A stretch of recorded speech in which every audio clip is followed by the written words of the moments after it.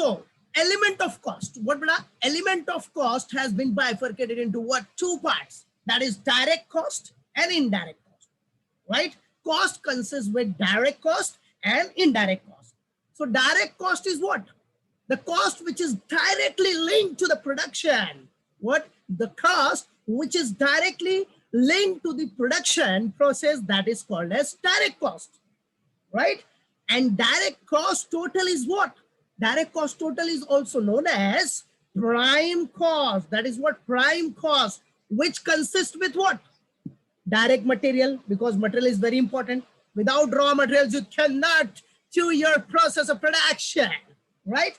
Direct material cost, labor is required, direct labor, and then whatever direct expenses will be there, that will be added, like product designing expenses, royalty on production, all these. Got it?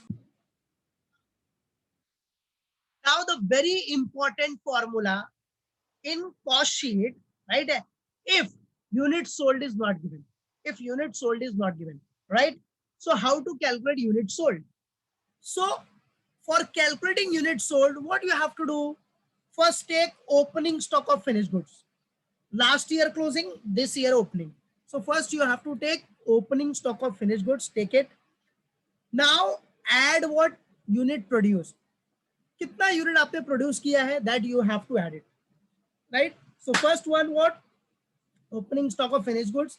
Then what you have to do? Production तो दिया रहेगा, कितना unit produce हुआ है वो add कर दो बेटा, बराबर है? ऐड कर दोगे तो आपको टोटल मिल जाएगा. समझो एक एग्जांपल भी ले लेते हैं. Let's take one example also. इधर ही एग्जांपल लेता हूं. समझो आपका opening stock of finished goods है 1000 यूनिट्स और यूनिट प्रोड्यूस है 9000. So total will be how much? 10,000. Yes or no? अब उसमें से क्या करने का? जो क्लोजिंग स्टॉक है, क्लोजिंग स्टॉक वो माइनस कर दो. करंट ईयर का जो क्लोजिंग स्टॉक होगा, closing stock of finished goods, that you have to deduct it. Let's assume closing stock is what? 2000. If your closing stock is what beta? 2000. So now if your closing 2000, तो फिर minus कर दो ना बच्चा, deduct it. So after deducting this you will gate 8000 is what? Your unit sold. That's it. Correct? 8000 will be what? Your units sold. Very simple, right? So this formula you have to apply if unit sold is not given in the question. अगर question में unit sold नहीं दिया है बच्चों, तो ये formula use करने का. ठीक है? क्या फॉर्मूला है बोलो? First one, unit. देखो opening stock of finished goods, you have to take opening stock of finished goods. Example भी लिया है लाइक 1000 यूनिट्स. फिर यूनिट प्रोड्यूस दिया रहेगा, कितना यूनिट आपने प्रोड्यूस किया है वो प्लस करो, फिर टोटल मार लो, तो टोटल आ गया 10,000. फिर क्लोजिंग स्टॉक कितना बचा है इस साल, कितना बचा, क्लोजिंग स्टॉक कितना बचा है, तो क्लोजिंग स्टॉक माइनस कर दो.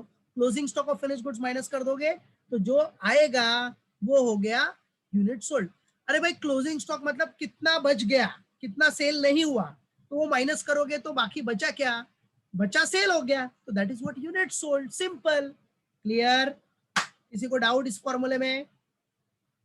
पक्का? चलो अब मेरे प्यारे बच्चों, सेम यही फॉर्मूले से अभी हम लोग क्या करते हैं. अब अगर समझो यूनिट प्रोड्यूस नहीं दिया तो कैसे निकालने का? सिंपल फंडा, सिंपल फंडा. देखो फॉर्मूला सिर्फ थोड़ा सा चेंज कर देने का.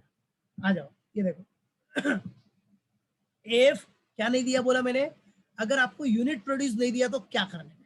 तो इधर देखो, दिख रहा है ये calculation of unit produce, calculation of unit produce. ठीक है? तो अगर आपको यूनिट प्रोड्यूस नहीं दिया है तो what to do? What to do? सबसे फर्स्ट लेने का closing stock of finished goods. What you have to take? The very first one is what? Closing stock of finished goods. पहला, सबसे पहला काम वही करना है. Closing stock of finished goods ले लो. ठीक है? अब closing stock of finished goods आपने ले लिया ना बेटा, अब उसमें ऐड क्या करने का? What you have to add it. ठीक है? Closing stock of finished goods लिया. देखो अगर क्या बोला मैंने, if you want to calculate unit produce, तो क्या करने का? बराबर है? तो स्टार्टिंग किससे करने का? Closing stock of finished goods से. बराबर है? Closing stock of finished goods लो, उसमें यूनिट सोल्ड, कितना यूनिट आपने सोल्ड किया था वो ऐड कर दो. बराबर है? तो टोटल आपको मिल जाएगा इधर, बराबर। चलो एग्जांपल लेते हैं, लाइक समझो क्लोजिंग स्टॉक है अपना कितना 2000, इतना बचा था, और यूनिट सोल्ड आपका समझो कितना है 8000, ठीक है। तो टोटल यूनिट्स कितना हो गया 10,000, ठीक है। अब चलो ओपनिंग स्टॉक लेते हैं, ओपनिंग स्टॉक समझो ओपनिंग स्टॉक कितना है 1000, जो पहले से स्टॉक था वो 1000 है, माइनस करो कितना आ गया 9000। तो 9000 आपका क्या हो गया बेटा यूनिट प्रोड्यूस, सिंपल है ना। अगर आपको यूनिट प्रोड्यूस निकालना है तो क्या किया, closing stock of finish goods लिया, क्लोजिंग स्टॉक फिनिश गुड्स का, उसमें क्या किया यूनिट सोल्ड ऐड कर दिया, तो टोटल मिल गया कि कितना अपने पास यूनिट्स अवेलेबल है, closing stock plus unit sold total मिल गया। उसमें से लास्ट ईयर का स्टॉक माइनस कर दो ना, लास्ट ईयर का जो ओपनिंग स्टॉक हो, देखो लास्ट ईयर का जो क्लोजिंग है वो ये साल का क्या होता है ओपनिंग, सबको पता ही है, everyone remember this, everyone knows this, last year closing this year opening.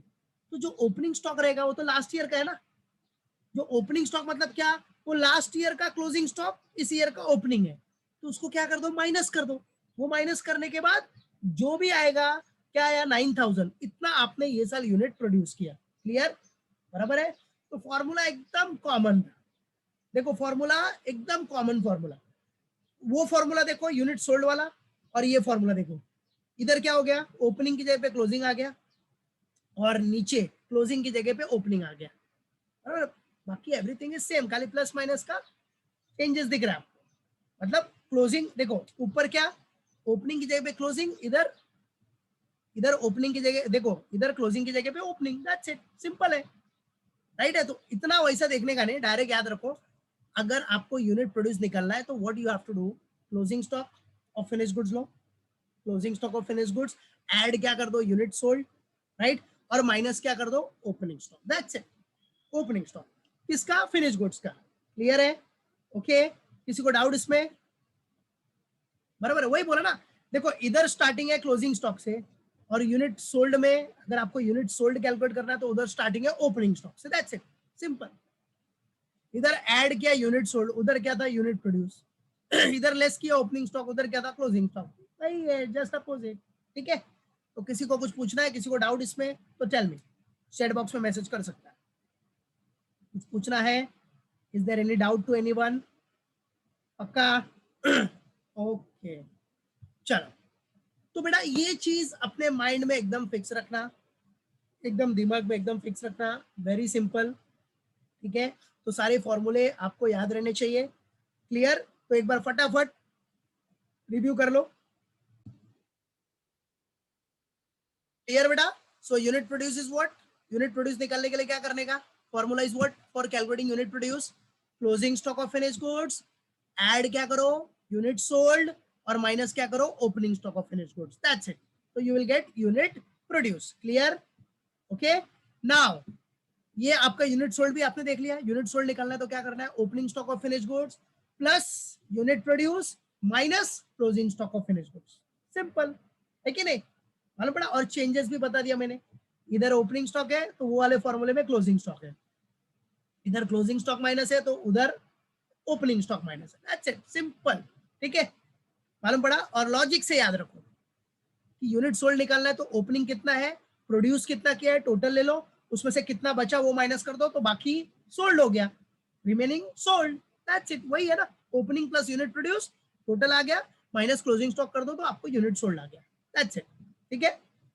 चलो अभी एक है बेटा formula to calculate value of closing stock of finish goods, किसका formula, formula to calculate value of closing stock of finish goods. अगर closing stock of finish goods का value calculate करना है तो कैसे कैलकुलेट करने का, so value of closing stock of finish goods calculate करने के लिए सिंपल सा फॉर्मूला है बेटा, एकदम सिंपल, क्या फॉर्मूला है, कॉस्ट ऑफ प्रोडक्शन, कभी भी याद रखना, value of closing stock of finish goods is always calculated on cost of production, cost of production per unit के बेसिस पे ही कैलकुलेट होता है। तो हमेशा याद रखना closing stock of finish goods, value of closing stock of finish goods cost of production के basis पे ही कैलकुलेट होगा। सो कॉस्ट ऑफ प्रोडक्शन लिया into units of closing stock of finish goods, closing stock of finish goods का units कितना है divide by unit produce, that's it, simple formula, इसीलिए देखो क्या बोल रहा है कि value of closing stock of finish goods is calculated on the basis of cost of production per unit. ठीक है, तो cost of production per unit के बेस पे ही ये कैलकुलेट होता है, हमेशा याद रखना, बराबर है, कभी भी याद रखना, ऑब्जेक्टिव्स में भी बहुत इंपॉर्टेंट है, एमसीक्यू में।